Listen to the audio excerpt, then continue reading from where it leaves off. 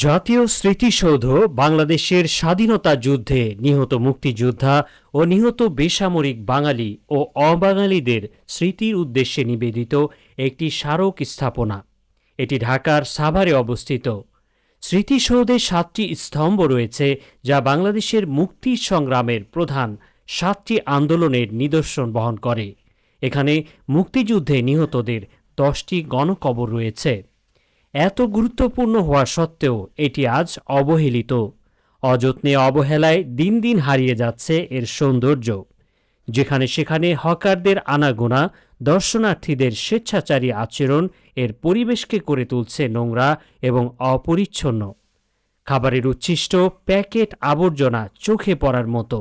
এছাড়া যেখানে সেখানে মলমূত্র ত্যাগের কারণে দুর্গন্ধ ছড়াচ্ছে। যথাযথ তদারকির অভাবই দায়ী বলে মনে করেন সুধীজনেরা।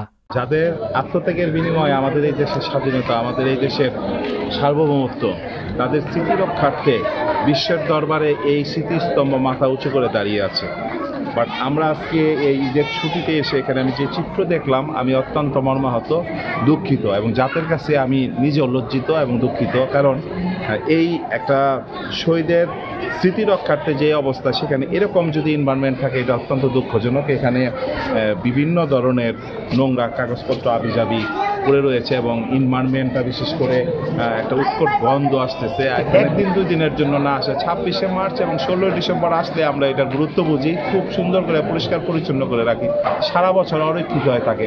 তাহলে তো শহীদের প্রতি শ্রদ্ধা জানানো হলো না। এটা মোটেও কাম্য নয়, প্রত্যাশিত নয়। আমরা শহীদদের, যারা লাখো শহীদদের রক্তের বিনিময়ে বাংলাদেশ স্বাধীনতা অর্জন করেছি, এবং তাদের শ্রদ্ধা জানানো শুধু 2-1 দিনের মধ্যে সীমাবদ্ধ থাকলে হবে না। প্রতিটা সময়ই, প্রতিটা দিনই, প্রতিটা বৎসরই, মাসে শ্রদ্ধা জানাতে হবে। আর তার বহিঃপ্রকাশ হলে পরিষ্কার পরিচ্ছন্ন রাখা, সেটা সম্মান বহিঃপ্রকাশের একটা মাধ্যম। সংশ্লিষ্ট কর্তৃপক্ষ যথাযথ ব্যবস্থা গ্রহণ করে এই গুরুত্বপূর্ণ স্থাপনাটি রক্ষা করবে বলে আশাবাদ সকলের। মোহাম্মদ আরিফুর রহমান, দৈনিক অগ্রবাণী।